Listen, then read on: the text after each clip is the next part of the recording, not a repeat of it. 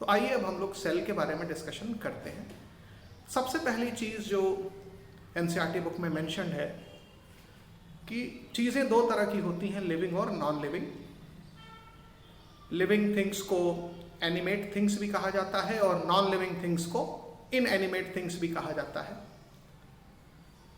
तो क्या अंतर है, मूलभूत अंतर क्या है इन दोनों तरह की चीज़ों में?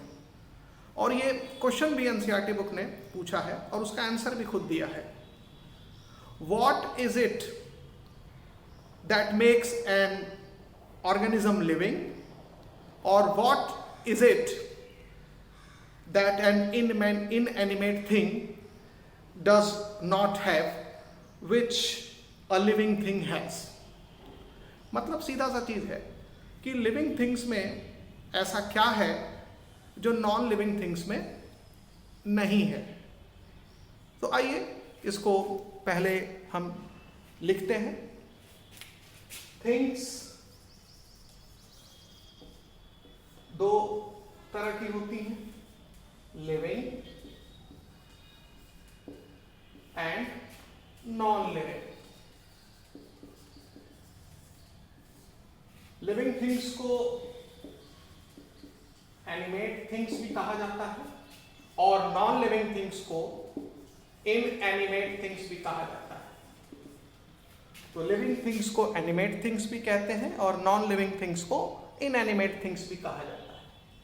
तो क्या अंतर है? तो इसका उत्तर होगा सेल का अंतर। लिविंग थिंग्स में सेल पाई जाती हैं और नॉन लिविंग थिंग्स में सेल नहीं होती है, और सेल की वजह से ही लिविंग थिंग्स जीवित हैं। यानी cell is the basic unit of life. तो लिविंग थिंग्स में सेल प्रेजेंट, जबकि नॉन लिविंग थिंग्स में, इनएनिमेट थिंग्स में सेल एब्सेंट। और सेल के वजह से ही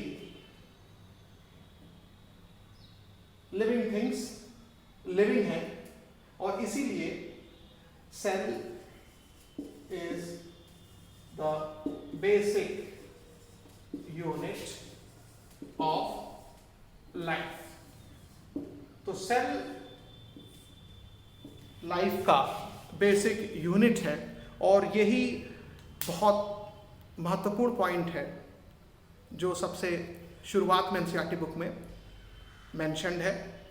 and cell is present in all living organisms. तो दूसरा पॉइंट जो आप देखेंगे कि cell is present in all living organisms.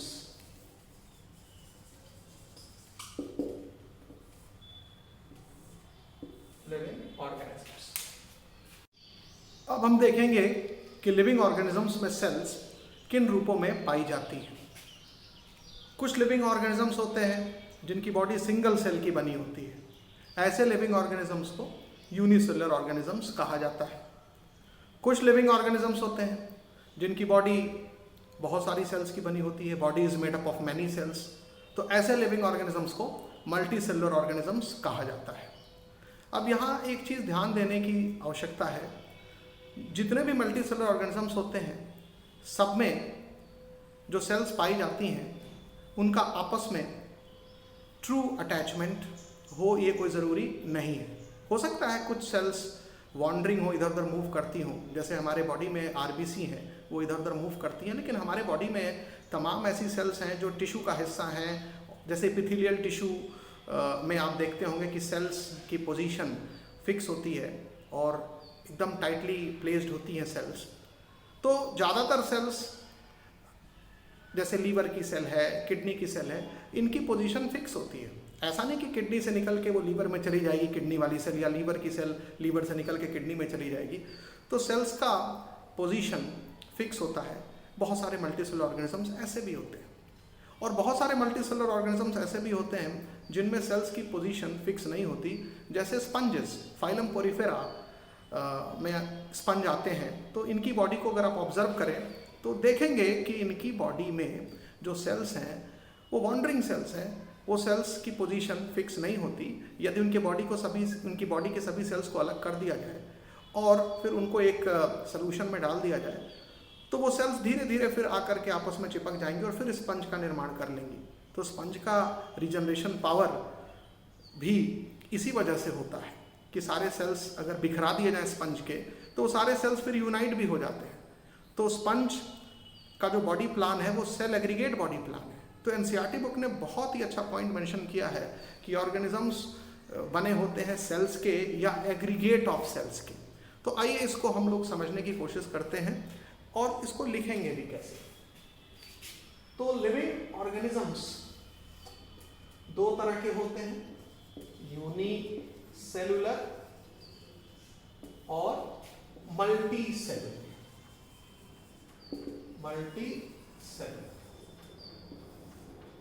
Unicellular जो ऑर्गेनिजम्स हैं इनमें बॉडी सिंगल सेल की बनी होती है, जबकि मल्टी सेलुलर ऑर्गेनिजम्स की बॉडी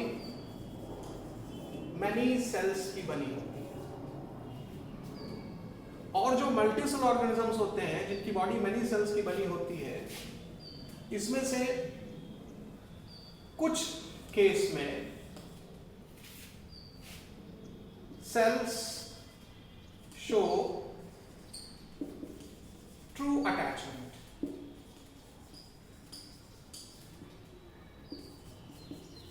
with each other.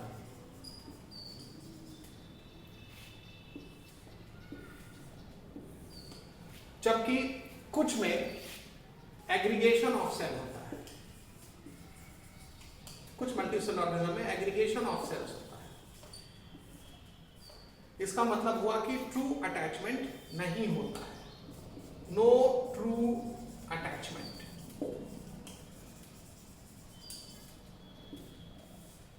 तो ये आपको ध्यान रखना है। यहां पर एक चीज और भी इंपॉर्टेंट है जानना कि यूनिसेलुलर ऑर्गेनिज्म की जो सेल है, सेल यानी बॉडी है, वो इंडिपेंडेंट एग्जिस्टेंस दिखा सकती है। लेकिन अगर मल्टीसेलुलर ऑर्गेनिज्म की बॉडी से एक सेल निकाल करके अलग कर दें तो वो इंडिपेंडेंट एग्जिस्टेंस नहीं दिखा पाती। इसलिए एनसीईआरटी बुक ने एक पॉइंट मेंशन किया है कि unicellular organisms are capable of independent existence and performing the essential life functions. तो ये यूनिसेलुलर ऑर्गेनिज्म के सेल की बात की गई है, क्योंकि ऑर्गेनिज्म बोलिए या सेल बोलिए, यूनिसेलुलर कंडीशन के केस में एक ही चीज है। मल्टीसेलुलर ऑर्गेनिज्म का भी इंडिपेंडेंट एग्जिस्टेंस होता है ऑर्गेनिज्म का, लेकिन उस मल्टी सेलुलर ऑर्गेनिज्म के बॉडी में जो सेल्स हैं उनका इंडिपेंडेंट एग्जिस्टेंस नहीं हो पाता। यदि शरीर से एक सेल निकाल के अलग कर दी जाए तो उसका एग्जिस्टेंस नहीं हो सकता लंबे समय तक। थोड़े समय के लिए 2, 4, 10 मिनट, 1 दिन, 2 दिन, 4 दिन तक वो जीवित रहेगी, उसके बाद मर जाएगी, क्योंकि उसको बाकी दूसरी सेल के साथ कोलैबोरेशन में रहने की आदत है। जबकि यूनिसेलुलर ऑर्गेनिज्म में जैसे अमीबा है, पैरामीशियम है, यूग्लिना है, ये सब तो इंडिपेंडेंट एग्जिस्टेंस दिखाते हैं। तो आप देख रहे हैं दुनिया में 2 तरह की सेल्स हैं, एक इंडिपेंडेंटली एग्जिस्ट कर रही है और एक कोलैबोरेशन में एग्जिस्ट कर रही है।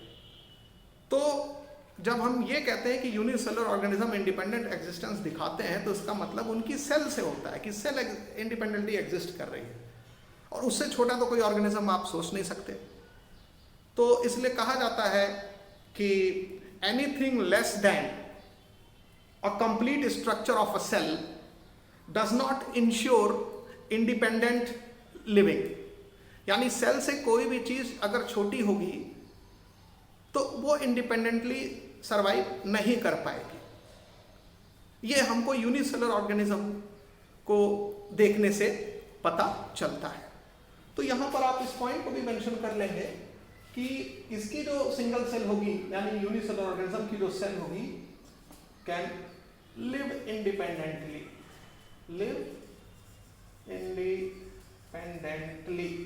ठीक है, ये आपको ध्यान रखना है। तो इस तरीके से हम लोगों को ये समझ में आ गया कि cell is the fundamental structural and functional unit of life. तो सेल क्या है?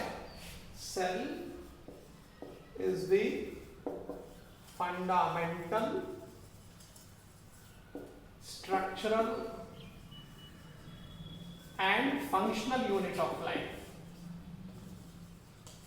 Functional unit of life. अब इसके बाद आपको ध्यान रखना है उस साइंटिस्ट का नाम जिसने लिविंग सेल को सबसे पहले देखा और डिस्क्राइब किया। आप समझ रहे होंगे मैं किसकी बात कर रहा हूं, एंटोनी वॉन लेवनहुक की। तो Anton von लेवनहुक,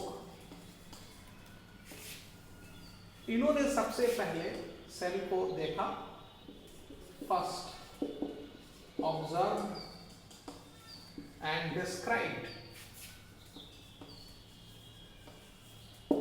the living cell. Living cell, तो जीवित कोशिकाओं को सबसे पहले देखना और उसको डिस्क्राइब करना, ये एंटी वॉन लेवनहुक को इसका श्रेय जाता है। इसके बाद फिर एनसीईआरटी बुक में मेंशन है कि न्यूक्लियस की खोज रॉबर्ट ब्राउन ने की, जिसको हम लोग आगे भी डिस्कस करेंगे जब हम लोग न्यूक्लियस पढ़ेंगे। तो रॉबर्ट ब्राउन डिस्कवर्ड न्यूक्लियस,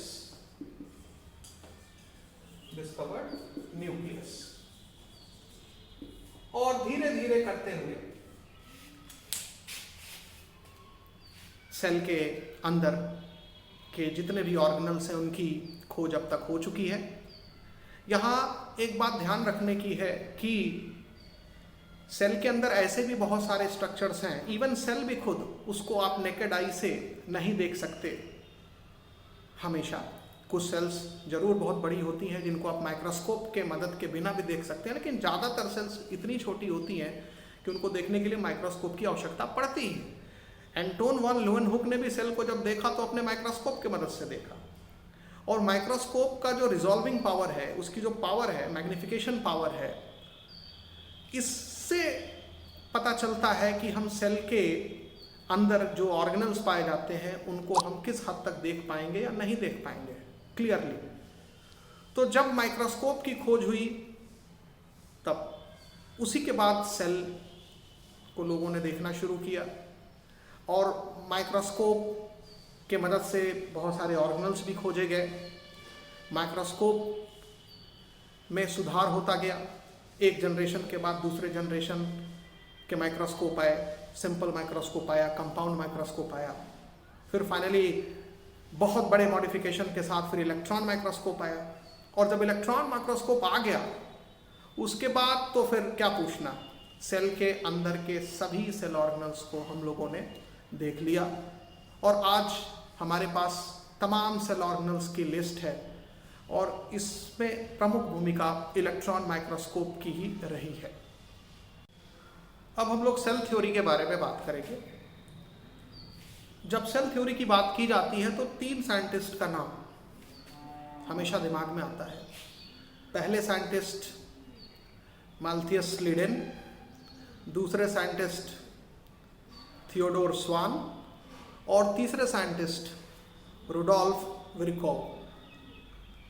इसमें माल्थियस स्लीडेन ये जर्मन बॉटनिस्ट थे, और इन्होंने 1838 में सेल थ्योरी से संबंधित कुछ पॉइंट्स बताए थे, और इन्होंने जो सबसे इंपॉर्टेंट चीज बताई थी कि all plants are composed of different kinds of cells, और ये सेल्स टिश्यूज बनाते हैं मिलकर के। जब हम थियोडोर स्वान की बात करते हैं तो ये बताना बहुत आवश्यक है कि थियोडोर स्वान ये ब्रिटिश जूलॉजिस्ट थे। इन्होंने 1839 में कुछ चीज़ें दुनिया को बताई अपने स्टडीज़ के बेसिस पर, जिसमें इन्होंने different types of animal cells पर स्टडी करके ये बताया कि सेल्स के चारों ओर एक आउटर थिन लेयर होता है, चाहे वो कोई भी सेल हो, प्लांट सेल हो, एनिमल सेल हो, जिसको हम आज की तारीख में प्लाज्मा मेम्ब्रेन के नाम से जानते हैं। फिर इन्होंने बताया कि प्लांट सेल्स में सेल वॉल पाई जाती है, यानी थे ये जूलॉजिस्ट लेकिन उन्होंने प्लांट पर भी स्टडी किया, प्लांट टिश्यू का भी अध्ययन किया और फिर प्लांट सेल में सेल वॉल को ऑब्जर्व किया और दुनिया को बताया कि भाई प्लांट सेल में सेल वॉल पाई जाती है, एनिमल सेल में ऐसा नहीं देखा गया है। और फिर फाइनली इन्होंने एक हाइपोथेसिस दिया कि थियोडोर स्वान की बात मैं कर रहा हूं कि bodies of animals and plants are composed of cells and product of cells, यानी प्लांट और एनिमल की बॉडी सेल्स की बनी है और उनके प्रोडक्ट्स की बनी है, यानी सेल तो होता ही है बॉडी में, प्लस सेल जो कुछ भी बनाती है वो भी तो बॉडी का ही पार्ट है। तो देखा जाए तो सेल थ्योरी में शुरुआत में माल्थियस लीडेन जो कि जर्मन बॉटनिस्ट थे और थियोडोर स्वान जो कि ब्रिटिश जूलॉजिस्ट थे, इन दोनों का योगदान था। तो कई बार सवाल आता है कि cell theory was given by, तो इसका आंसर होगा कि cell theory was given by Schleiden and Schwann together, यानी दोनों ने ही सेल थ्योरी को देने में अपना अपना कंट्रीब्यूशन किया, एक प्लांट के लिए और एक एनिमल के लिए।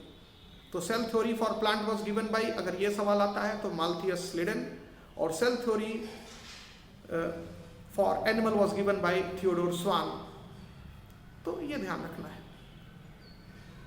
अब जब इन्होंने सेल थ्योरी दी स्लीडन और स्वान ने, तो उसमें जो एक सबसे इंपॉर्टेंट चीज बताई कि body of plant and animals या body of all living organisms are composed of cells and product of cells. लेकिन इनको ये चीज नहीं पता था कि कैसे नई सेल बनती है, हाउ न्यू सेल अराइज, इसकी जानकारी नहीं थी। तो इस चीज को दुनिया के सामने लेकर के आए रुडोल्फ विरशॉ। रुडोल्फ विरशॉ ने 1855 में सबसे पहले दुनिया को बताया कि सेल डिवाइड करती है और new cell arise from pre existing cell, जिसको कि उनके शब्दों में ऑमनिस सेलुला ई सेलुला के कोड से जाना जाता है। तो ऑमनिस सेलुला ई सेलुला का मतलब होता है new cells arise from pre existing cell, यानी नई सेल पहले से एग्जिस्ट कर रही सेल से बनती हैं और वो सेल डिवीजन के द्वारा बनती है। तो रुडोल्फ विरशॉ की देन है कि दुनिया को पता चला कि न्यू सेल कहाँ से आती हैं, पहले से एग्जिस्ट कर रही सेल से ही डिवीजन से बनती हैं। तो रुडोल्फ विरशॉ ने एक तरह से जो सेल थ्योरी स्लीडन और स्वान की थी, जो एक तरह से इनकम्प्लीट थी, उसमें क्वेश्चन मार्क था, उसको कंप्लीट कर दिया। और आज के समय में यानी जो cell theory as understood today, उसमें 2 पॉइंट हम लोग डिस्कस करते हैं, बताते हैं। एक तो वही कि all living organisms are made up of cell and product of cell, और दूसरा पॉइंट विरशॉ वाला इसमें ऐड कर दिया जाता है कि all cell arise from pre existing cells. तो इसको हम मॉडिफाइड सेल थ्योरी भी कह सकते हैं। जो आज के समय में सेल थ्योरी एग्जिस्ट करती है वो मॉडिफाइड सेल थ्योरी है, और ये मॉडिफिकेशन रुडोल्फ विरशॉ के वजह से आया है। तो आइए इसको भी हम लोग मेंशन कर लेते हैं। तो सेल थ्योरी में सबसे पहले एम स्लीडन का नाम ध्यान रखेंगे।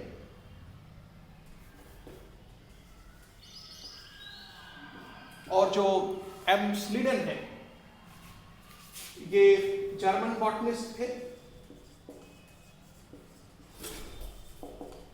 जिन्होंने 1838 में सेल थ्योरी से संबंधित अपने व्यू को रखा था कि plants are made up of different kinds of cells and these cells form tissues which form tissues। तो cells से मिल करके टिश्यू बनता है। इसके बाद थियोडोर स्वान, टी स्वान का जिक्र है। ये एक ब्रिटिश जूलॉजिस्ट थे।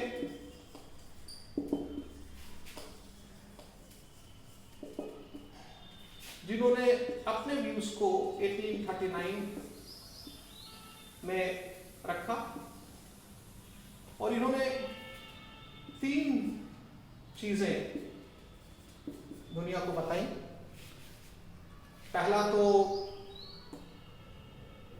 he studied on different kind of animal cells और बताया कि एनिमल सेल्स या कोई भी सेल हो, हर सेल के बाहर एक आउटर मेम्ब्रेन होती है जिसको हम आज के समय में प्लाज्मा मेम्ब्रेन कहते हैं। Cells are surrounded by thin outer layer और इसी लेयर को हम प्लाज्मा मेम्ब्रेन कहते हैं आज के समय में।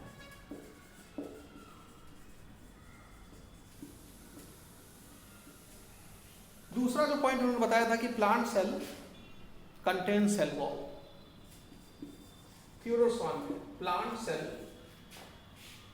कंटेन्स सेल वॉल, यानी प्लांट सेल में सेल वॉल होती है।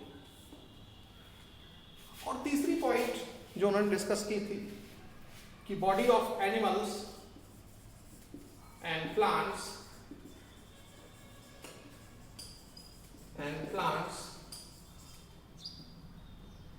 Are composed of cells and product of cells।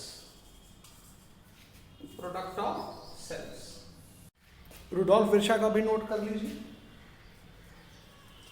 तो रुडोल्फ विर्को या विर्शा भी पढ़ते हैं कभी कभी, 1855 में उन्होंने 2 चीजें एक्सप्लेन की थी कि सेल्स डिवाइड और दूसरा new cell arise from pre existing cell.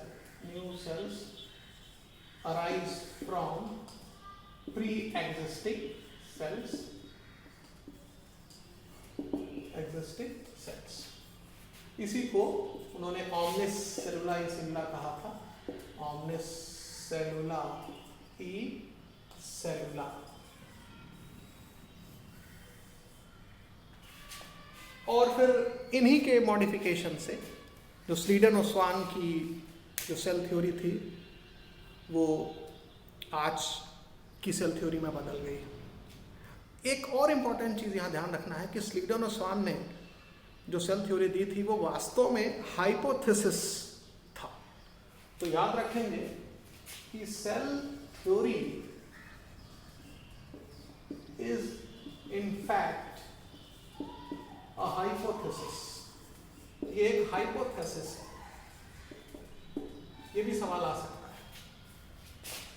और सेल थ्योरी जो आज की है, यानी cell theory as understood today, cell theory as understood today, उसमें जैसा कि मैं पहले बताया यही 2 पॉइंट आपको लिखना है। All living organisms are made up of cells and product of cells। और दूसरा point, all cells arise from pre-existing cells। तो इस तरीके से हम लोगों ने सेल थ्योरी भी डिस्कस कर ली है। और रुडोल्फ विर्को ने जो स्लीडन और स्वान की हाइपोथेसिस थी, जिसको हम सेल थ्योरी के नाम से जानते हैं, उसमें मॉडिफिकेशन किया। तो ये भी सवाल आता है।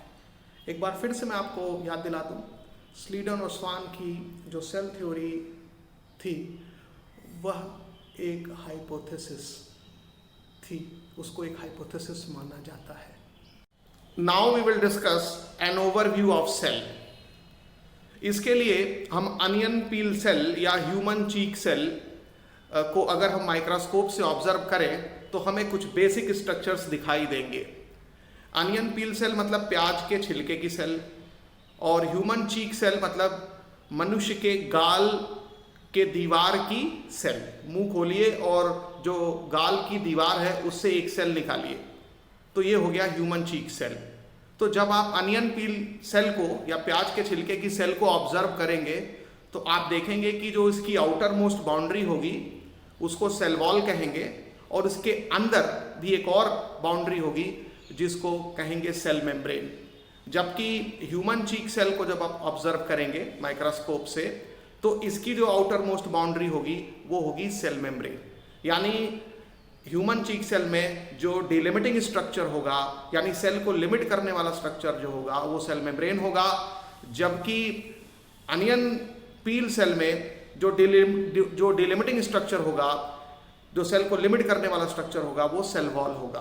तो यहाँ पर आप देख रहे हैं कि जब आपने अनियन पील सेल को ऑब्जर्व किया या ह्यूमन चीक सेल को ऑब्जर्व किया तो आपको दो चीजें दिखेंगी अनियन पील सेल में बाहर की तरफ। एक तो सेल वॉल दिखेगी और दूसरा सेल मेम्ब्रेन दिखेगी। जबकि आप जब ह्यूमन चीक सेल को ऑब्जर्व करेंगे तो इसकी जो सबसे बाहरी स्ट्रक्चर होगी वो सेल मेम्ब्रेन होगी। अब जो दूसरी इंपॉर्टेंट चीज ऑब्जर्व होगी सेल के अंदर वो होगा nucleus. Nucleus is dense membrane bound structure. चूंकि न्यूक्लियस सेल के अंदर पाया जाने वाला सबसे बड़ा स्ट्रक्चर है तो वो आसानी से और सबसे पहले दिख जाता है। तो चाहे वो अनियन पील सेल हो या ह्यूमन चीक सेल हो, दोनों में ही आपको न्यूक्लियस दिखेगा। ये डेंस मेम्ब्रेन बाउंड स्ट्रक्चर होता है और इस न्यूक्लियस के अंदर आप जानते हैं क्रोमोसोम्स होते हैं, यानी न्यूक्लियस कंटेन्स क्रोमोसोम्स, और क्रोमोसोम्स के अंदर डीएनए होता है और डीएनए जेनेटिक मटेरियल है। तो न्यूक्लियस के अंदर क्या होगा, क्रोमोसोम्स होंगे, और क्रोमोसोम्स के अंदर क्या होंगे, डीएनए।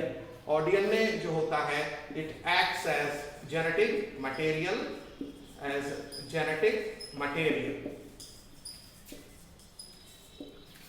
अब यहां पर एक पॉइंट और आपको ध्यान रखना है कि सेल्स दो तरह की होती हैं, प्रोकैरियोटिक सेल और यूकैरियोटिक सेल। जो प्रोकैरियोटिक सेल होती हैं इनमें वेल डिफाइंड न्यूक्लियस नहीं होता है, मतलब न्यूक्लियस तो होगा लेकिन वो लगेगा नहीं न्यूक्लियस जैसा, क्योंकि इसमें न्यूक्लियर मेम्ब्रेन नहीं होती है। It is not limited by any membrane. और जबकि यूकैरियोटिक सेल्स के अंदर वेल डिफाइंड न्यूक्लियस होता है, एक ऐसा न्यूक्लियस जो कि एक न्यूक्लियर मेम्ब्रेन से सराउंडेड होता है। तो अगर आप देखें कि बेसिकली सेल्स जो होती हैं वो दो तरह की होती हैं, प्रोकैरियोटिक सेल और यूकैरियोटिक सेल। जो प्रोकैरियोटिक सेल होगी इसमें वेल डिफाइंड न्यूक्लियर मेम्ब्रेन नहीं होगा, यानी वेल डिफाइंड न्यूक्लियस नहीं होगा। Well defined nucleus is absent.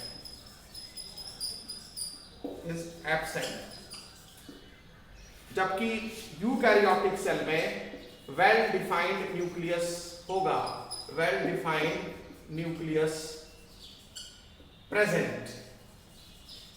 अब जैसे अनियन पील सेल और ह्यूमन चीक सेल, ये प्लांट है और ये एनिमल है, human is animal, onion is plant. ये दोनों ही यूकैरियोटिक सेल के एग्जांपल्स हैं। आप साफ साफ देख रहे हैं यहाँ न्यूक्लियस के चारों ओर मेम्ब्रेन दिख रहा है, यहाँ भी न्यूक्लियस के चारों ओर मेम्ब्रेन दिख रहा है, तो ये यूकैरियोटिक सेल का एग्जांपल है। ये वेल डिफाइंड न्यूक्लियस आपको दिख रहा है। लेकिन जो प्रोकैरियोटिक सेल होगी, इस प्रोकैरियोटिक सेल में मान लीजिए ये प्रोकैरियोटिक सेल में बना रहा हूं, तो इसमें न्यूक्लियस तो होगा, यानी कंटेंट तो न्यूक्लियस के होंगे, लेकिन इसके चारों ओर कोई मेम्ब्रेन नहीं दिखेगा। तो इसी को बोलेंगे कि nucleus is not well defined, मतलब न्यूक्लियर मेम्ब्रेन एब्सेंट। तो जो प्रोकैरियोटिक सेल होगी इसमें आप देखेंगे कि nucleus without nuclear membrane, nucleus without nuclear membrane, यानी इसमें न्यूक्लियर मेम्ब्रेन नहीं होता है प्रोकैरियोटिक सेल के अंदर। एक बार फिर से सुन लीजिए, प्रोकैरियोटिक सेल में वेल डिफाइंड न्यूक्लियस नहीं होता है। इसका मतलब ये नहीं कि इसमें न्यूक्लियस नहीं होता है, न्यूक्लियस होता है, बट वो प्रिमिटिव न्यूक्लियस होता है, उसमें न्यूक्लियर मेम्ब्रेन नहीं होती। जबकि यूकैरियोटिक सेल में न्यूक्लियस वेल डिफाइंड होता है, इसका मतलब इसमें जो न्यूक्लियस होगा उसमें न्यूक्लियर मेम्ब्रेन पाई जाएगी। और यहाँ पर यह भी ध्यान रखना है कि चाहे वो प्रोकैरियोटिक सेल हो या यूकैरियोटिक सेल हो, दोनों सेल के अंदर सेमी फ्लूइड मैट्रिक्स होता है जिसको साइटोप्लाज्म कहा जाता है, जो कि एक तरह से देखा जाए तो it occupies the volume of cell. यानी कि जो आप ये स्ट्रक्चर देख रहे हैं, ये जो न्यूक्लियस के बाहर का स्ट्रक्चर देख रहे हैं, इसको बोलते हैं साइटोप्लाज्म। तो साइटोप्लाज्म आपको चाहे वो सेल प्रोकैरियोटिक हो या सेल यूकैरियोटिक हो, उसमें आपको साइटोप्लाज्म मिलेगा जो कि सेल के पूरे वॉल्यूम को ऑक्युपाई करता है, सेल के पूरे वॉल्यूम को ऑक्युपाई करता है। इसी तरह से साइटोप्लाज्म आपको प्रोकैरियोटिक सेल में भी मिलेगा। तो साइटोप्लाज्म प्रोकैरियोट्स में भी पाया जाएगा, यूकैरियोट्स में भी पाया जाएगा, मतलब उनके सेल में पाया जाएगा। और साइटोप्लाज्म जो होता है it is main arena of cellular activity, यानी साइटोप्लाज्म में जो सेलुलर एक्टिविटीज होती हैं वो होती हैं। तो cytoplasm is main arena of cellular activity. तो ये ध्यान रखना है, सवाल आ सकता है कि main arena of cellular activity क्या होगा। तो cytoplasm is main arena of cellular activity. तो ये किसके लिए टर्म यूज किया जाता है? साइटोप्लाज्म के लिए, क्योंकि अगर साइटोप्लाज्म नहीं होगा तो सेलुलर एक्टिविटीज नहीं होगी। केमिकल रिएक्शन जो सेल के होते हैं वो साइटोप्लाज्म में होते हैं। तो चाहे प्रोकैरियोट हो या यूकैरियोट हो, वहाँ जो केमिकल रिएक्शंस हो रहे होंगे उन सेल्स में, वो साइटोप्लाज्म में हो रहे होंगे। और बिना साइटोप्लाज्म के ना तो प्रोकैरियोटिक सेल और ना ही यूकैरियोटिक सेल जिंदा रह सकती है। तो इसलिए यहाँ पर आपको एक ओवरव्यू दिया जा रहा है और इन पॉइंट्स को आप बहुत ही ध्यानपूर्वक ऑब्जर्व करेंगे। अब जैसा कि आपको बताया गया कि cytoplasm is the semi fluid matrix of cell, और इस साइटोप्लाज्म में सेल को जिंदा रखने के लिए तमाम केमिकल रिएक्शंस चल रहे होते हैं। इसीलिए साइटोप्लाज्म को main arena of cellular activities कहा जाता है।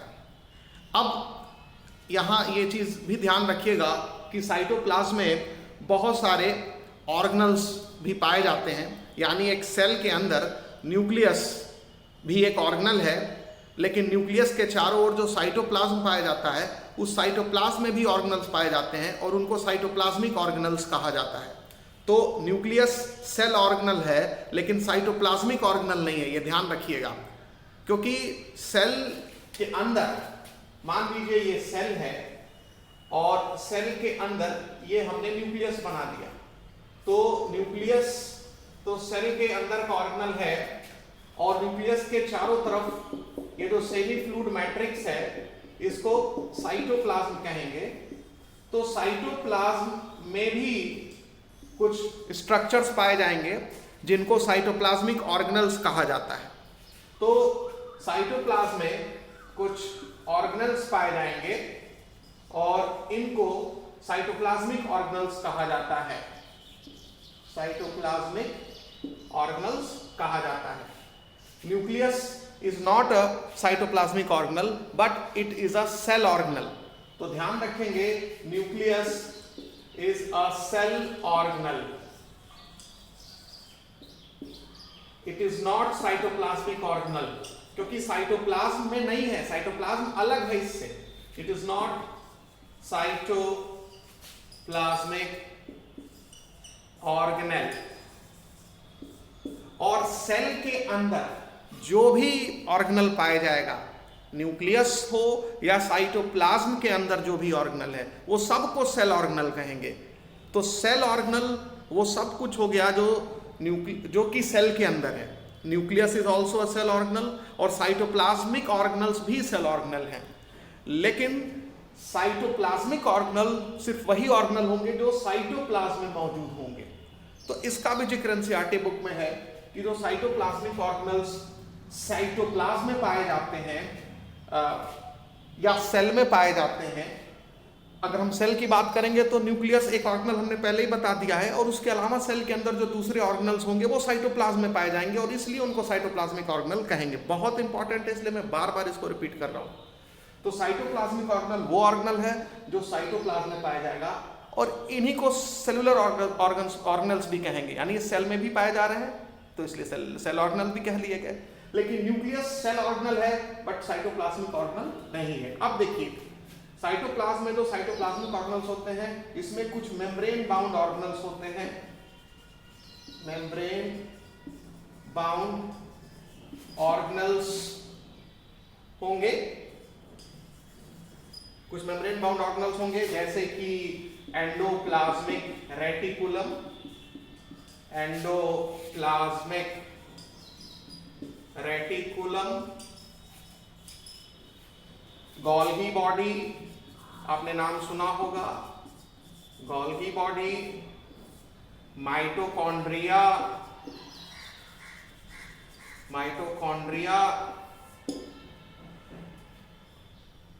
क्लोरोप्लास्ट, ये क्लोरोप्लास्ट जो होता है ये सिर्फ प्लांट सेल में पाया जाता है, जबकि endoplasmic reticulum, Golgi body, mitochondria ये प्लांट सेल, एनिमल सेल सभी सेल में पाए जाते हैं। क्लोरोप्लास्ट सिर्फ प्लांट सेल में पाया जाता है। फिर लाइसोसोम्स, अब लाइसोसोम एनिमल सेल में पाया जाएगा। ये सब आगे डिस्कशन होगा बट अभी एक ओवरव्यू चल रहा है तो यहाँ भी मैं बताते चल रहा हूँ। तो लाइसोसोम एनिमल सेल में पाया जाएगा, क्लोरोप्लास्ट प्लांट सेल में पाया जाएगा, जबकि endoplasmic reticulum, Golgi body, mitochondria ये प्लांट सेल और एनिमल सेल दोनों में पाया जाएगा। इसके अलावा कुछ छोटे छोटे और ऑर्गेनल्स होते हैं जिनको माइक्रोबॉडीज कहा जाता है। तो माइक्रोबॉडीज जो हैं वो एनिमल सेल में भी होते हैं, वो प्लांट सेल में भी होते हैं। इसके बाद वैक्यूल भी मेम्ब्रेन बाउंड स्ट्रक्चर है जो कि साइटोप्लाज्म में पाया जाता है। तो इसलिए आपको यहाँ पर वैक्यूल का भी नाम याद रखना है।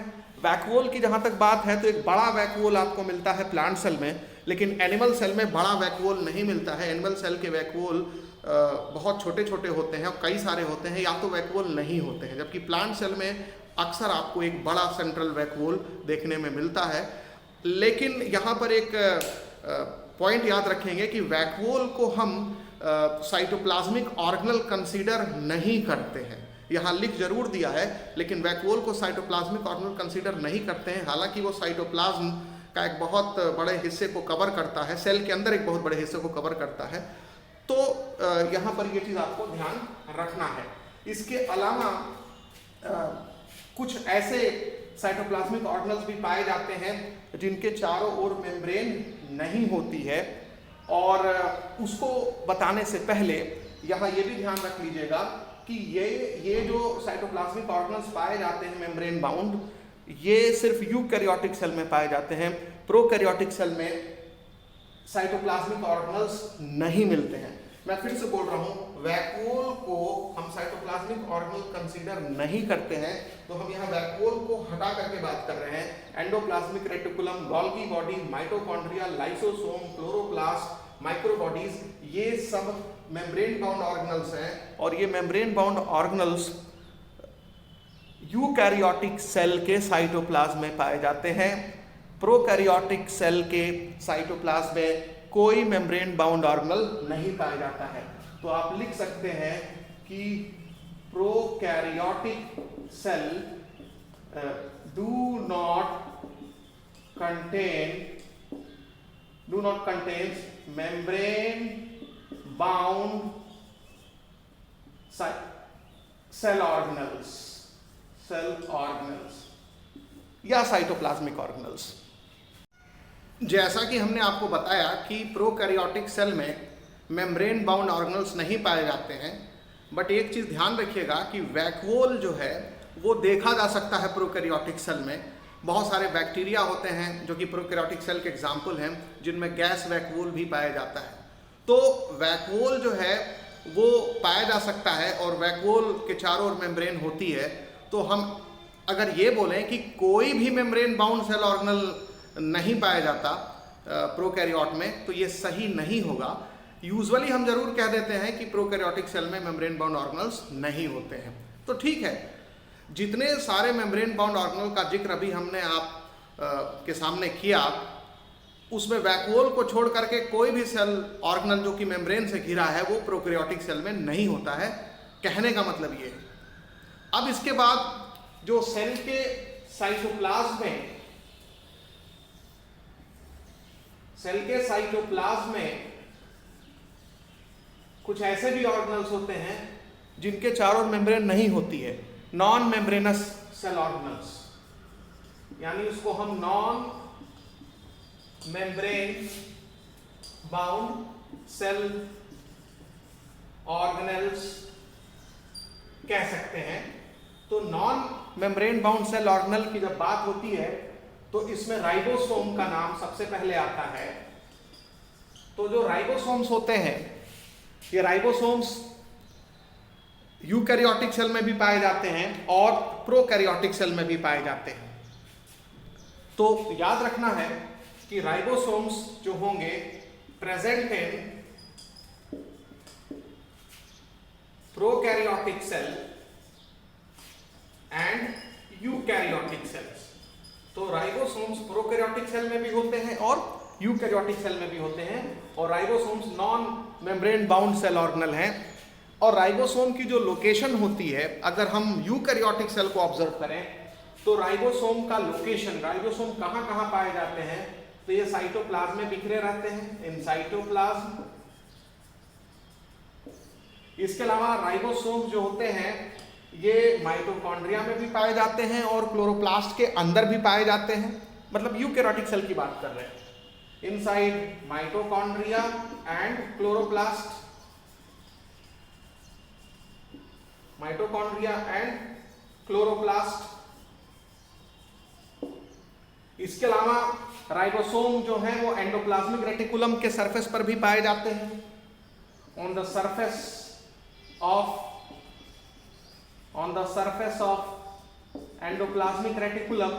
और ऐसे एंडोप्लाज्मिक रेटिकुलम को आप लोग जानते हैं रफ एंडोप्लाज्मिक रेटिकुलम कहते हैं। एंडोप्लाज्मिक रेटिकुलम दो तरह के होते हैं, स्मूथ एंडोप्लाज्मिक रेटिकुलम और rough endoplasmic reticulum. Smooth endoplasmic reticulum का सरफेस स्मूथ होगा क्योंकि उस पर कोई राइबोसोम्स नहीं है चिपके हुए, जबकि रफ एंडोप्लाज्मिक रेटिकुलम के सरफेस पर राइबोसोम्स चिपके रहते हैं, इसलिए उसका सरफेस रफ होता है। तो यानी कि जब राइबोसोम एंडोप्लाज्मिक रेटिकुलम के सरफेस पर चिपका होगा तो उसको रफ एंडोप्लाज्मिक रेटिकुलम कहेंगे। इसके अलावा राइबोसोम्स जो होते हैं वो न्यूक्लियर मेम्ब्रेन पर भी चिपके रहते हैं। तो on the surface of nuclear membrane, on surface of nuclear membrane. तो आपको ध्यान रखना है कि राइबोसोम जो है वो यूकैरियोटिक सेल में किन दो सेल ऑर्गेनल्स के अंदर पाए जाते हैं या किन दो साइटोप्लाज्मिक ऑर्गेनल्स के अंदर पाए जाते हैं। तो एक हो गया माइटोकॉन्ड्रिया और दूसरा हो गया क्लोरोप्लास्ट। इसके अलावा राइबोसोम्स जो होते हैं वो साइटोप्लाज्म में फ्री फॉर्म में भी पाए जाते हैं, बिना जो कि किसी ऑर्गेनल से अटैच नहीं होते हैं। और कुछ राइबोसोम जो होते हैं वो एंडोप्लाज्मिक रेटिकुलम के सरफेस से चिपके रहते हैं और कुछ एंडोप्लाज्मिक रेटिकुलम न्यूक्लियर मेम्ब्रेन के सरफेस से चिपके रहते हैं। तो इस तरीके से राइबोसोम की लोकेशन सेल में कहाँ कहाँ होती है यूकैरियोटिक सेल के केस में, वो हमने आपको बता दिया। जबकि जब हम प्रोकैरियोटिक सेल की बात करते हैं तो प्रोकैरियोटिक सेल में ना तो एंडोप्लाज्मिक रेटिकुलम है, ना ही उसके अंदर न्यूक्लियर मेम्ब्रेन है, ना ही माइटोकॉन्ड्रिया है, ना ही क्लोरोप्लास्ट है। तो राइबोसोम प्रोकैरियोटिक सेल में साइटोप्लाज्म में पाए जाते हैं फ्री फॉर्म में। तो ये आपको ध्यान रखना है। इसके बाद जो दूसरा ऑर्गेनल जिसका नाम लिया जाता है, जिसके चारों मेम्ब्रेन नहीं होती है, एक तो राइबोसोम हो गया और दूसरा जो सेल ऑर्गेनल है जो कि non membrane bound cell organelle है, उसको सेंट्रियोल कहा जाता है, यानी सेंट्रियोल्स। और ये सेंट्रियोल्स जो होते हैं ये प्लांट सेल में नहीं पाए जाते, एनिमल सेल में पाए जाते हैं। तो इन एनिमल सेल्स, तो सेंट्रियोल्स जो होते हैं वो एनिमल सेल में पाए जाते हैं और ये सेल डिवीजन में हेल्प करते हैं। ध्यान रखिएगा, सेंट्रियोल एनिमल सेल के डिवीजन में हेल्प करते हैं, हेल्प इन सेल डिवीजन। तो यहां हम लोग ये चीज समझ चुके हैं कि साइटोप्लाज्म के अंदर दो तरह के साइटोप्लाज्मिक ऑर्गेनल्स पाए जाते हैं, membrane bound cell cytoplasmic organelle या सेल ऑर्गेनल, और नॉन मेम्ब्रेनस साइटोप्लाज्मिक ऑर्गेनल और cell organelle. Non membranous cytoplasmic और सेल ऑर्गेनल्स में राइबोसोम और सेंट्रियोल ये दो कॉमन एग्जाम्पल हैं, जबकि मेम्ब्रेन बाउंड साइटोप्लाज्मिक ऑर्गेनल में जो कॉमन एग्जाम्पल्स हैं उसमें endoplasmic reticulum, Golgi body, mitochondria, chloroplast, lysosome, microbodies आते हैं। जहां तक वैक्यूल की बात है, वैक्यूल जो है वो मेम्ब्रेन बाउंड ऑर्गेनल है, लेकिन उसको साइटोप्लाज्मिक ऑर्गेनल कंसीडर करें कि ना करें इस विषय में विवाद है। तो यहाँ हम ये मान के कि वैक्यूल को हम सेल का ऑर्गेनल मान लेंगे लेकिन साइटोप्लाज्म का ऑर्गेनल नहीं मानेंगे, क्योंकि वो एक स्पेस है जिसमें साइटोप्लाज्म नहीं है, इसको ऐसे कंसीडर किया जाता है। और वैक्यूल यूकैरियोटिक सेल और प्रोकैरियोटिक सेल दोनों में पाई जाती है, ध्यान रखिएगा। तो जहां पर ये आपको कहना पड़े कि क्या प्रोकैरियोटिक सेल में कोई भी मेम्ब्रेन बाउंड स्ट्रक्चर नहीं होता है, तो आप कहेंगे नहीं, वैक्यूल एक मेम्ब्रेन बाउंड स्ट्रक्चर है जो प्रोकैरियोटिक सेल में पाया जाता है।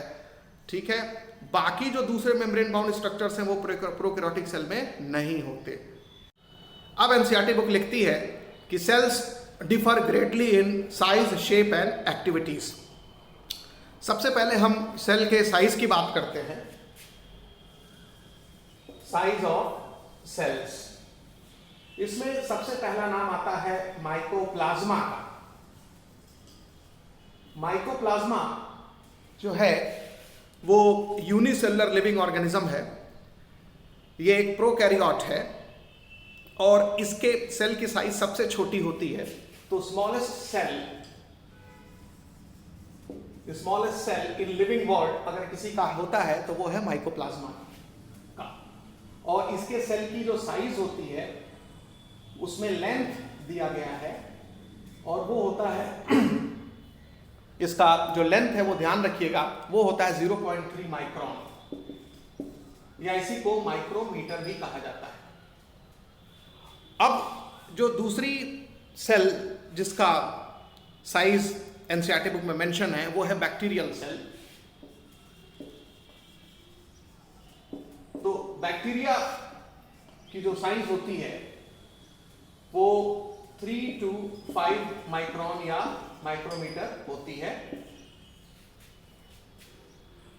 उसके बाद ह्यूमन ब्लड में आपने आरबीसी का नाम सुना होगा, human RBC, red blood cell या इसी को एरिथ्रोसाइट कहते हैं, उसका डायमीटर या उसकी साइज दी गई है।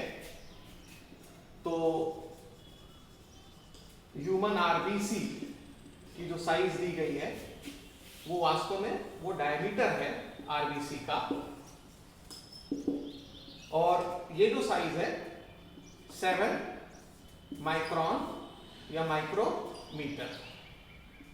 तो ध्यान रखेंगे कि ह्यूमन आरबीसी का जो डायमीटर होता है वो 7 माइक्रोन या 7 माइक्रोमीटर होता है, और ये इसका साइज कह लीजिए या डायमीटर कह लीजिए। इसके बाद फिर एनसीईआरटी बुक में साइज को लेकर के एक पॉइंट दिया गया है कि सिंगल आइसोलेटेड लार्जेस्ट सेल किसका होता है, तो वो है ऑस्ट्रिच एग का। यानी कि the largest isolated single cell का एग्जाम्पल अगर पूछे तो वो है एग ऑफ ऑस्ट्रिच। तो एक बार फिर से सुन लीजिए कि largest isolated single cell, largest isolated single cell, यहां आइसोलेटेड का मतलब है कि शरीर से अलग, एक सेल है जो कि सबसे बड़ी है, तो वह है ऑस्ट्रिच का अंडा। ऑस्ट्रिच जो अंडा देता है वो सिंगल सेल्ड होता है, तो वो आइसोलेटेड सेल का एग्जाम्पल है। अगर कोई सेल शरीर के अंदर किसी टिश्यू का पार्ट है तो उसको आइसोलेटेड सेल नहीं कहेंगे। तो लार्जेस्ट आइसोलेटेड सिंगल सेल की बात करें तो वो है एग ऑफ ऑस्ट्रिच, शुतुरमुर्ग। और हमारे शरीर में सबसे लंबी सेल कौन सी है? तो हमारे शरीर में सबसे लंबी सेल का एग्जाम्पल है नर्व सेल। तो nerve cell is the longest cell of our body. तो nerve cell is the longest cell of our body। और ये नर्व सेल सबसे लंबी सेल है हमारे शरीर की, लेकिन ये आइसोलेटेड सेल नहीं है, ये ध्यान रखिएगा। तो एनसीईआरटी बुक ने शुरुआत में सेल के साइजेस का जिक्र किया है और ये सारे पॉइंट्स आपको याद रखने हैं। अब एनसीईआरटी बुक सेल के शेप का डिस्कशन करती है। तो शेप ऑफ सेल्स, सेल्स के बहुत सारे शेप्स हो सकते हैं। उसमें डिस्क लाइक शेप हो सकता है, पॉलीगोनल शेप हो सकता है, कॉलमनर शेप हो सकता है, क्यूबॉइडल शेप हो सकता है, हेयर लाइक हो सकता है शेप सेल का, हेयर लाइक, या सेल का शेप इर्रेगुलर हो सकता है। तो ऐसे बहुत तरह के शेप्स आप देख सकते हैं सेल्स में। अब जब हम हेयर लाइक कहते हैं तो इसका मतलब थ्रेड लाइक भी होता है, थ्रेड लाइक, काफी पतला सेल। अब यहां पर जो डिस्क लाइक शेप होता है, जैसे आपने डिस्क देखा होगा किस तरह का डिस्क होता है, और डिस्क में यदि उसके दोनों सरफेस बीच में गड्ढा हो, यानी कॉनकेव सरफेस हो, दोनों ऊपर भी और नीचे से भी गड्ढा हो, तो इस तरह का शेप आप आरबीसी में देखते हैं। यानी इस डिस्क को अगर आप ऐसे कर लें, लेटरल व्यू से देखें, तो बीच में ये डिस्क दबी होगी, ये देखिए।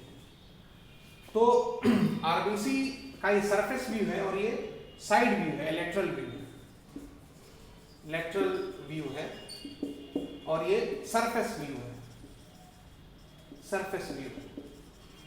तो उम्मीद करते हैं कि आपको समझ में आ रहा होगा। तो आरबीसी का ये सरफेस व्यू है और ये लेटरल व्यू है। तो आरबीसी जो है वो डिस्क लाइक सेल होती है, यानी ये राउंड भी होती है और इसका दोनों सरफेस बीच से दबा होता है, यानी बाइकॉनकेव। तो RBC is round and biconcave structure. तो आरबीसी राउंड है एंड बाइकॉनकेव स्ट्रक्चर है, ठीक है।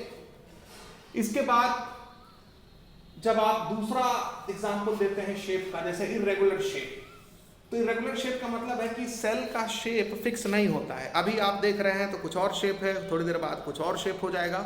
तो ऐसे कंडीशन को बोलते हैं the shape of cell is irregular, और इसको हम अमीबॉयड शेप भी कह सकते हैं। अमीबा का नाम सुने होंगे। ये अमीबा जो है यूनिसेलुलर ऑर्गेनिज्म है और वो अपना शेप लगातार बदलता रहता है। उसमें स्यूडोपोडिया बनता रहता है जिसके मदद से वो मूव करता है, लोकोमोशन दिखाता है। तो इसी तरह से आप लोग जानते होंगे कि हम लोग के बॉडी में जो ब्लड है उसमें एक तो आरबीसी पाया जाता है और दूसरा डब्ल्यूबीसी पाया जाता है। तो डब्ल्यूबीसी का शेप इरेगुलर होता है या अमीबॉयड होता है।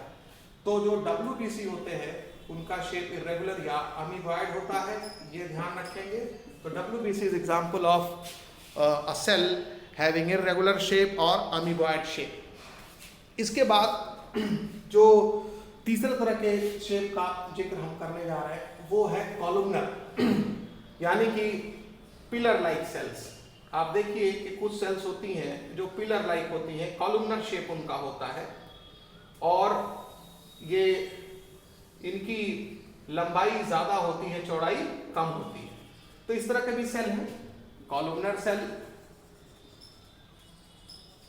तो कॉलमनर शेप जो होता है वो आप जानते हैं कि लॉन्ग एंड नैरो, मतलब इनकी लंबाई ज्यादा और वो नैरो होती हैं। तो कॉलमनर शेप का मतलब हो गया कि सेल लंबी ज्यादा है लेकिन नैरो है, पतली है।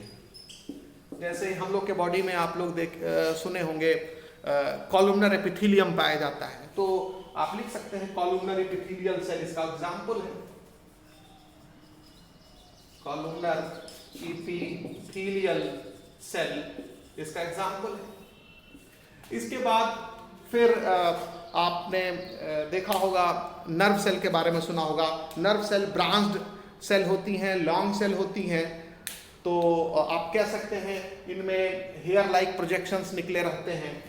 तो जो नर्व सेल होती हैं ये बीच में केवल इनका कुछ सेलुलर पोर्शन क्लियर दिखाई देता है, बाकी इनसे जो ब्रांचेस निकली रहती हैं वो बहुत पतली ब्रांचेस निकली रहती हैं।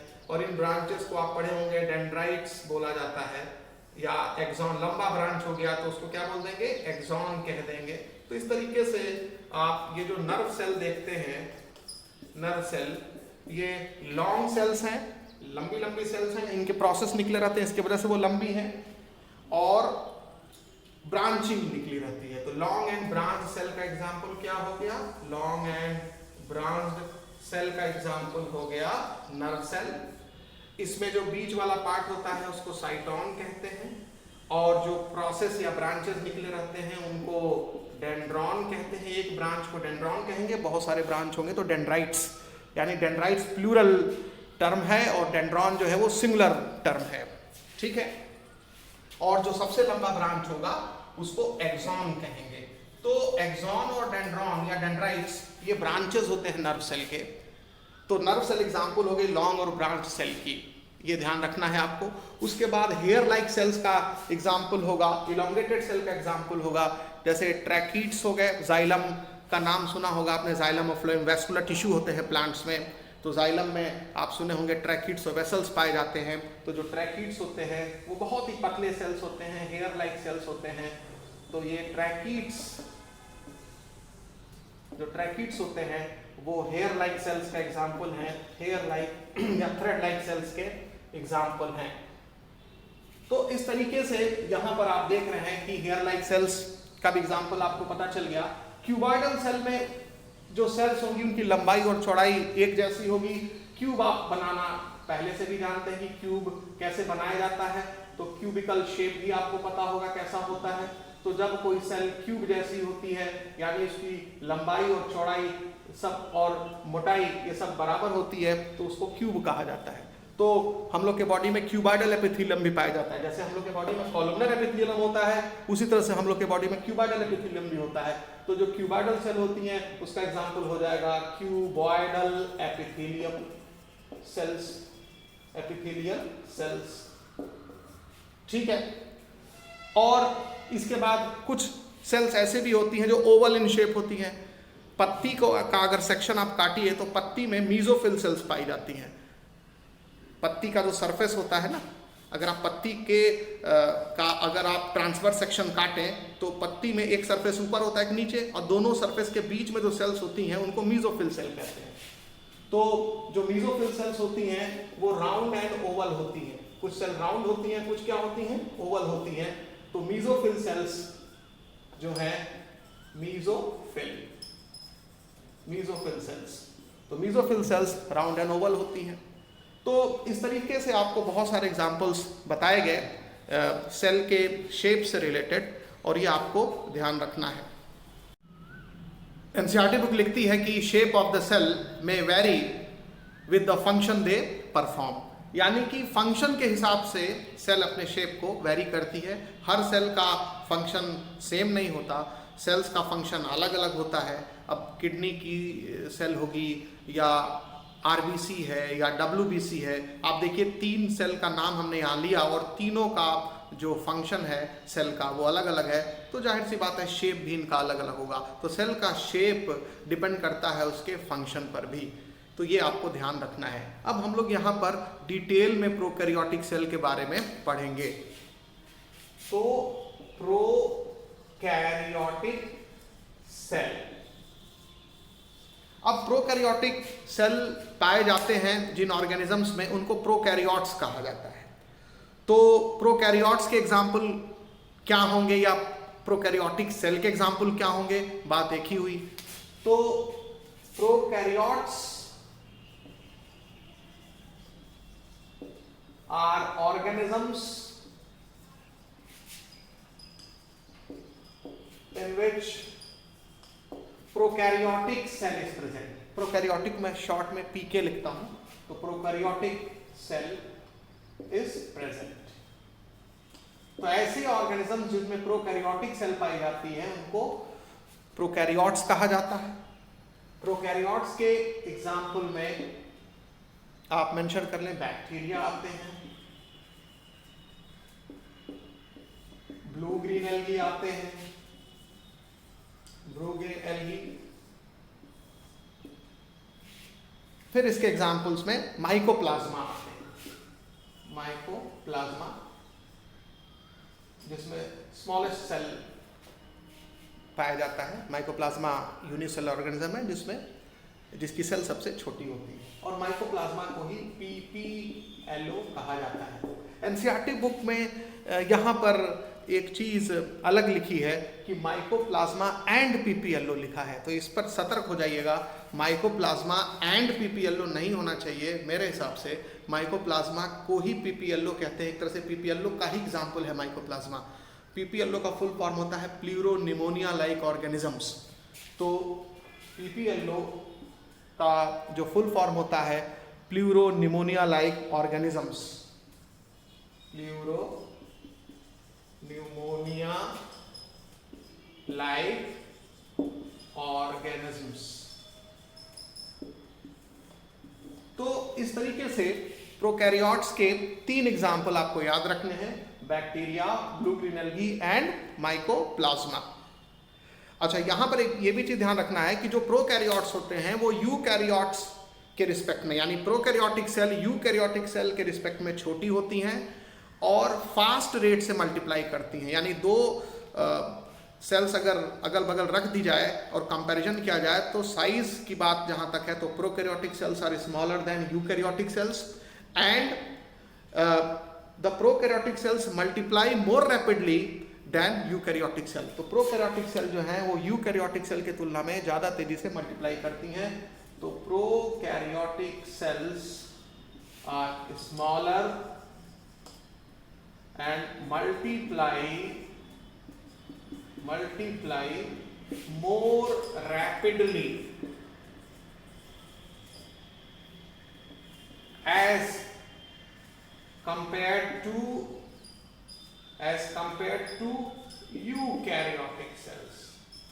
यानी जब हम प्रोकैरियोटिक सेल की तुलना यूकैरियोटिक सेल से करते हैं तो पाएंगे कि प्रोकैरियोटिक सेल छोटी होती हैं और ये ज्यादा तेजी से मल्टीप्लाई करती हैं यूकैरियोटिक सेल के रिस्पेक्ट में।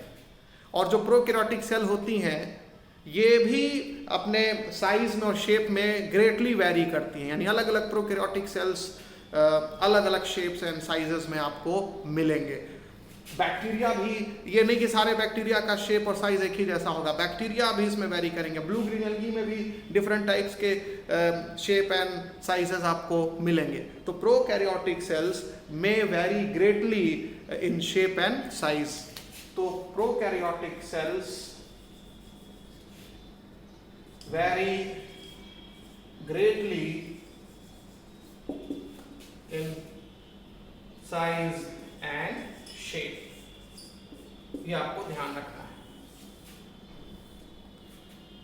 अब एनसीईआरटी बुक 4 स्ट्रक्चर्स के साइजेस को कंपेयर करती है एक डायग्राम में, वायरसेस, PPLO, टिपिकल बैक्टीरिया और टिपिकल यूकैरियोटिक सेल। और इस कंपैरिजन का बेसिस सिर्फ यही है ताकि आपको ये पता चल सके कि कौन सा स्ट्रक्चर किस स्ट्रक्चर से कितना गुना छोटा है या कितना गुना बड़ा है। वायरसेस का जो रेंज दिया गया है साइज का 0.02 से 0.2 माइक्रोन, PPLO का जो साइज दिया गया है वो है 0.1 माइक्रोन, माइक्रोन यानी माइक्रोमीटर। अब यहाँ ध्यान रखिएगा कि PPLO का जो साइज है वो ठीक पहले माइकोप्लाज्मा के नाम से 0.3 माइक्रोन दिया गया था एनसीईआरटी बुक में, जो मैंने भी डिस्कस किया है। तो माइकोप्लाज्मा का जो साइज है यानी जो उसकी लेंथ बताई थी मैंने पहले वो 0.3 माइक्रोन बताई थी, और यहाँ पीपीएलओ का जो साइज दिया जा रहा है वो 0.1 माइक्रोन। बस अंतर यह है कि इसके पहले माइकोप्लाज्मा शब्द का यूज़ किया गया था, यहाँ पीपीएलओ शब्द का यूज़ किया गया, और NCERT book mycoplasma and PPLO लिखती है, यानी इसको पढ़ने से ऐसा लगता है कि माइकोप्लाज्मा पीपीएलओ शायद अलग अलग है, लेकिन ऐसा नहीं है, माइकोप्लाज्मा और पीपीएलओ एक ही हैं। इसके बाद बैक्टीरिया का साइज दिया गया है 1 से 2 माइक्रोन,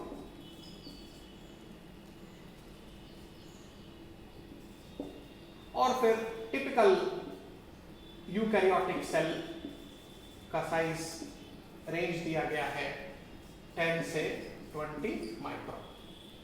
तो इन साइजेस को आप ऑब्जर्व करके ये कंपेयर कर सकते हैं कि वायरस, पीपीएलओ, बैक्टीरिया और यूकैरियोटिक सेल एक दूसरे से कितने गुना ज्यादा बड़े हैं या छोटे हैं। अब आइए हम शेप्स ऑफ बैक्टीरिया की बात करते हैं। बैक्टीरिया के 4 बेसिक शेप्स होते हैं। So there are 4 basic shapes of bacteria. तो बैक्टीरिया के 4 बेसिक शेप्स होते हैं। इसमें एक शेप होता है रॉड शेप, दूसरा जो बेसिक शेप होता है उसको स्फेरिकल कहा जाएगा, तीसरा जो बेसिक शेप होता है वो होता है कॉमा शेप, और चौथा जो शेप होता है बेसिक शेप उसको बोलते हैं स्पाइरल। यानी कुछ बैक्टीरिया जो होते हैं वो रॉड लाइक होते हैं, कुछ बैक्टीरिया स्फेरिकल होते हैं, और कुछ बैक्टीरिया जो हैं वो कॉमा शेप वाले होते हैं, और कुछ बैक्टीरिया जो है वो स्पाइरल होते हैं, स्पाइरल शेप, स्प्रिंग जैसे।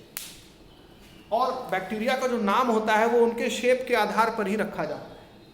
जिन बैक्टीरिया का शेप रॉड शेप होता है उनको बैसिलस कहा जाता है, बैसिलस।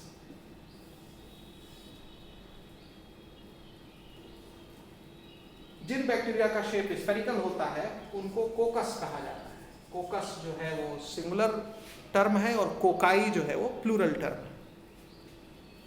और जिन बैक्टीरिया का शेप कॉमा जैसा होता है उनको विब्रियो कहा जाता है, विब्रियो। और जिन बैक्टीरिया का शेप स्पाइरल होता है उनको स्पाइरेलम कहा जाता है, स्पाइरेलम कहा जाता है। अब जैसे एक एग्जाम्पल मैं दे रहा हूं, विब्रियो कॉलेरी। विब्रियो कॉलेरी नाम का बैक्टीरिया कॉलरा के लिए जिम्मेदार है। ये कॉलरा कॉज करता है, कॉलरा एक बीमारी है, जानते होंगे। विब्रियो कॉलेरी नाम की बैक्टीरिया से होती है। तो विब्रियो नाम का मतलब हुआ कि इस बैक्टीरिया का शेप कैसा है, कॉमा शेप है। उसी तरह से diplococcus pneumoniae, diplococcus pneumoniae pneumonia cause करने वाला बैक्टीरिया है, तो इसके नाम में डिप्लोकोकस लगा है। कोकस मतलब स्फेरिकल और डिप्लो मतलब 2, यानी जो डिप्लोकोकस निमोनी बैक्टीरिया होगा वो 2 बैक्टीरिया यूनिट आपस में चिपके होंगे।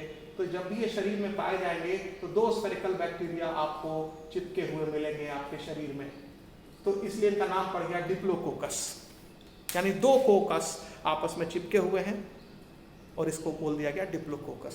तो आपने यहाँ देखा कि बैक्टीरिया के 4 बेसिक शेप्स कौन कौन से हैं, और बैक्टीरिया के जो नाम पढ़ते हैं, नाम दिए जाते हैं, उनको उनके शेप के बेसिस पर दिया जाता है।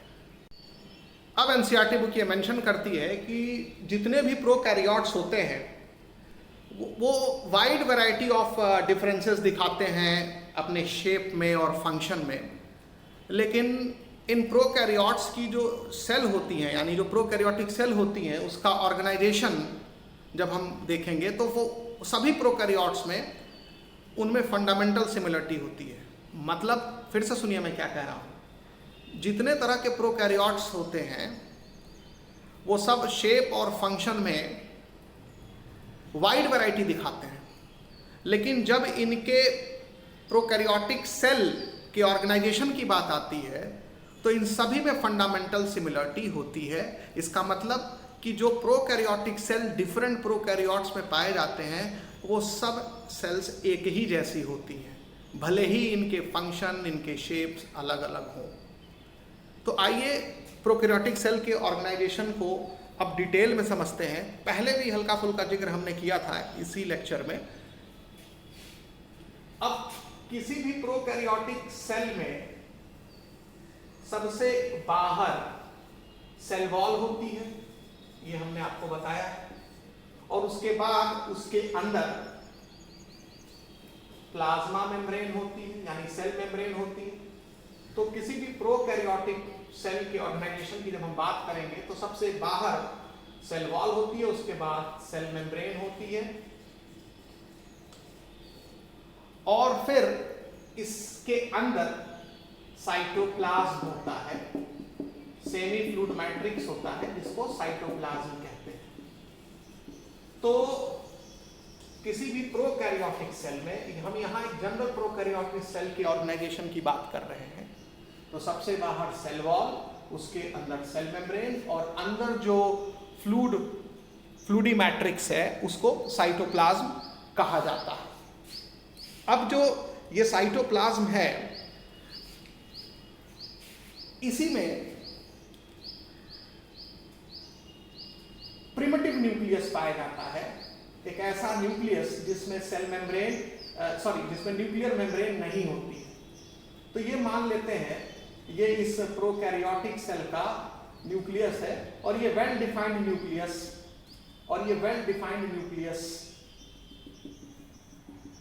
नहीं है, यानी आप लिख सकते हैं प्रिमिटिव न्यूक्लियस, यानी न्यूक्लियस तो होगा लेकिन नॉट वेल डिफाइंड, जो कि हम पहले भी बता चुके हैं, नॉट वेल डिफाइंड। तो प्रोकैरियोटिक सेल में न्यूक्लियस होगा लेकिन वो वेल डिफाइंड नहीं होगा। क्यों नहीं वेल डिफाइंड होगा? क्योंकि उसके चारों ओर कोई मेम्ब्रेन नहीं है, न्यूक्लियर मेम्ब्रेन नहीं है, नो न्यूक्लियर मेम्ब्रेन, और इसी को इंसिपिएंट न्यूक्लियस भी कहा जाता है। तो हम प्रिमिटिव न्यूक्लियस कहें, इंसिपिएंट न्यूक्लियस कहें, या nucleus is not well defined कहें, सब एक ही चीज है। अब इसका जो ये न्यूक्लियस आपको दिख रहा है, इसके अंदर डीएनए पाया जाता है, सिंगल मॉलिक्यूल। तो इसका जो डीएनए होता है ये सर्कुलर डीएनए होता है, और इसमें 2 स्ट्रैंड्स होते हैं, और दोनों स्ट्रैंड एक दूसरे के ऊपर हेलिकल कॉइलिंग दिखाते हैं। तो आप यहां लिख सकते हैं कि single double stranded helically coiled DNA molecule पाया जाता है इसके न्यूक्लियस में। फिर से सुन लीजिए, single double stranded helically coiled DNA molecule पाया जाता है। इसी को हम जीनोमिक डीएनए भी कहते हैं, या इसी को सर्कुलर डीएनए भी कहते हैं। तो single double stranded helically coiled DNA molecule, और ये सर्कुलर है तो जाहिर सी बात है ये सर्कुलर डीएनए शब्द तो लगाना ही पड़ेगा। हम लोगों के न्यूक्लियस में, यानी यूकैरियोटिक सेल के न्यूक्लियस में जो डीएनए होता है वो डबल स्ट्रैंडेड होता है, हेलिकली कॉइल्ड होता है, लेकिन सर्कुलर नहीं होता, लीनियर होता है। यानी कि अगर हम यूकैरियोटिक सेल बनाएं, उसका न्यूक्लियस बनाएं, तो इसमें जब डीएनए बनाएंगे तो इसमें भी 2 स्ट्रैंड दिखाएंगे, एक स्ट्रैंड ये और दूसरा स्ट्रैंड को उस पर लपेट देंगे। तो ये लीनियर डबल स्ट्रैंडेड डीएनए है, लेकिन यहां लीनियर नहीं है, ये सर्कुलर है डबल स्ट्रैंडेड डीएनए। तो आपने क्या लिखा? Single double stranded helically coiled circular DNA, और इसी को जीनोमिक डीएनए कहा जाता है, इसी को सिंगल क्रोमोसोम भी कहा जाता है। तो ये इसी को सिंगल क्रोमोसोम भी मानते हैं बैक्टीरिया का या प्रोकैरियोटिक सेल का। और ये जो डीएनए है ये किसी भी न्यूक्लियर मेम्ब्रेन से सराउंडेड नहीं है, क्योंकि न्यूक्लियस तो है लेकिन न्यूक्लियर मेम्ब्रेन नहीं है, तो इसको नेकेड डीएनए कहा जाता है। ये जो जीनोमिक डीएनए होता है ये नेकेड डीएनए होता है, ये ध्यान रखिएगा। तो जीनोम इज नेकेड। तो प्रोकैरियोटिक सेल में ये ध्यान रखेंगे नेकेड डीएनए है या नेकेड जीनोम है। बैक्टीरिया का जीनोम या बैक्टीरिया का डीएनए नेकेड होता है। और नेकेड शब्द हम क्यों यूज करते हैं? क्योंकि not surrounded by nuclear membrane, not surrounded by nuclear membrane. तो न्यूक्लियर मेम्ब्रेन से घिरा हुआ नहीं है, इसलिए ये नेकेड है।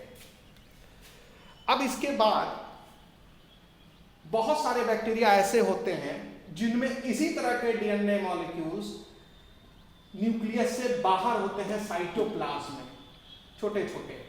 तो इसी तरह से कुछ मैं छोटे छोटे DNA molecules, circular double stranded small DNA molecules हम बना देते हैं साइटोप्लाज्म में भी। इनको प्लाज्मिड्स कहा जाता है। इनको क्या कहेंगे? प्लाज्मिड्स। तो प्लाज्मिड्स जो होते हैं ये एक्स्ट्रा क्रोमोसोमल जेनेटिक एलिमेंट्स होते हैं जो बहुत सारे बैक्टीरिया में पाए जाते हैं। तो प्लाज्मिड भी क्या होते हैं? प्लाज्मिड जो होते हैं ये भी circular double stranded DNA molecules होते हैं और जिनमें दोनों ही स्ट्रैंड एक दूसरे से हेलिकली कॉइलिंग दिखाते हैं, हेलिकल कॉइलिंग दिखाते हैं, दोनों ही स्ट्रैंड एक दूसरे से लिपटे रहते हैं। तो circular double stranded DNA molecule होते हैं प्लाज्मिड और ये साइटोप्लाज्म में पाए जाते हैं। ये बैक्टीरियल सेल के साइटोप्लाज्म में पाए जाते हैं और इनकी संख्या एक से ज्यादा होती है। कई सारे छोटे छोटे ये डीएनए होते हैं और ये बैक्टीरिया को यूनिक फिनोटाइपिक कैरेक्टर प्रोवाइड करते हैं। They provide unique phenotypic character to bacteria. तो यहां पर आपको ये मेंशन करना पड़ेगा कि जो प्लाज्मिड होते हैं they provide unique phenotypic character to bacteria, यानी बैक्टीरिया को यूनिक फिनोटाइपिक कैरेक्टर प्रोवाइड करते हैं। जैसे आप सुने होंगे कि बहुत सारे बैक्टीरिया हैं जिनके ऊपर एंटीबायोटिक का असर नहीं पड़ता। तो क्यों नहीं पड़ता? क्योंकि उनमें जो प्लाज्मिड्स होते हैं उसके ऊपर कुछ जीन्स पाए जाते हैं। ये जो जीन्स होते हैं ये एंटीबायोटिक रेजिस्टेंट जीन्स होते हैं, रेजिस्टेंट जीन्स होते हैं। तो जिन बैक्टीरिया के प्लाज्मिड के ऊपर या प्लाज्मिड में एंटीबायोटिक रेजिस्टेंट जीन होगा उसके ऊपर एंटीबायोटिक का असर नहीं होगा। और जिन बैक्टीरिया में प्लाज्मिड है लेकिन एंटीबायोटिक रेजिस्टेंट जीन नहीं है या प्लाज्मिड ही नहीं है तो कहां से वो एंटीबायोटिक से बच पाएंगे? तो वो ऐसे बैक्टीरिया एंटीबायोटिक से मारे जाते हैं, एंटीबायोटिक के प्रति सेंसिटिव होते हैं।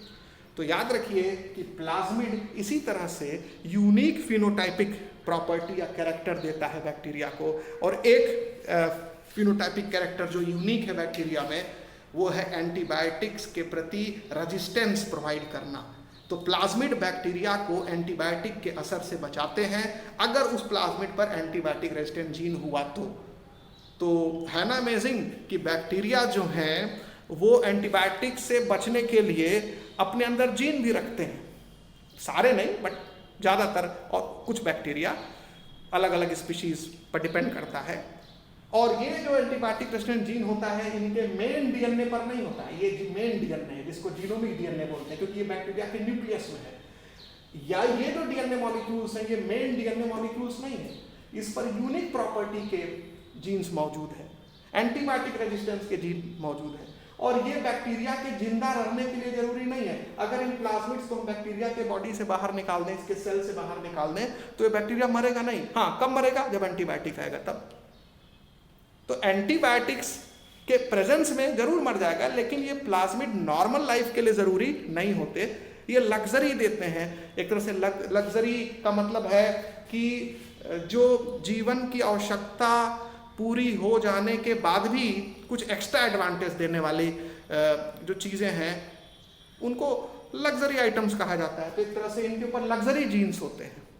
तो प्लाज्मिड बैक्टीरिया को यूनिक प्रॉपर्टी प्रोवाइड करते हैं, ये ध्यान रखिएगा। और आप ये भी जानते हैं कि न्यूक्लियर मेम्ब्रेन पाई जाती है यूकैरियोटिक सेल में, प्रोकैरियोटिक सेल में नहीं। तो हमने आपको यहाँ बता दिया कि प्रोकैरियोटिक सेल में सेल वॉल होती है, सेल मेम्ब्रेन होती है, साइटोप्लाज्म होता है, इसमें न्यूक्लियस होगा लेकिन न्यूक्लियर मेम्ब्रेन नहीं होगी। अंदर इसके सिंगल क्रोमोसोम होगा जो कि circular double stranded helically coiled DNA molecule होगा, ठीक है। इसी को जीनोमिक डीएनए भी कहेंगे और ये नेकेड डीएनए कहा जाएगा क्योंकि इसके चारों ओर न्यूक्लियर मेम्ब्रेन नहीं है। और इसके अलावा साइटोप्लाज्म में कुछ और स्मॉल डीएनए मॉलिक्यूल्स होंगे, ये भी सर्कुलर होंगे, ये भी डबल स्ट्रैंडेड होंगे, यहाँ भी दोनों स्ट्रैंड एक दूसरे के ऊपर हेलिकल कॉइलिंग दिखाएंगे और ये इनको प्लाज्मिड कहा जाएगा। इनको एक्स्ट्रा क्रोमोसोमल जेनेटिक एलिमेंट, क्योंकि इस क्रोमोसोम से अलग हटके हैं तो एक्स्ट्रा क्रोमोसोमल जेनेटिक एलिमेंट कहा जाएगा इनको।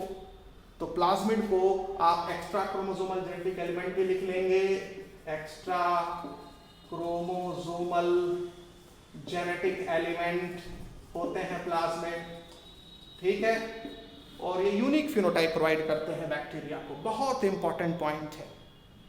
और न्यूक्लियर मेम्ब्रेन तो नहीं होती है, यूकैरियोटिक सेल में न्यूक्लियर मेम्ब्रेन होती है। इसके बाद जैसा कि आपको पहले बताया जा चुका है, इसमें कोई भी साइटोप्लाज्मिक ऑर्गेनल्स नहीं होते हैं, सिर्फ राइबोसोम को छोड़ करके, यानी इनके सेल में राइबोसोम्स पाया जाता है और दूसरे साइटोप्लाज्मिक ऑर्गेनल्स नहीं होते जो यूकैरियोटिक सेल में पाए जाते हैं।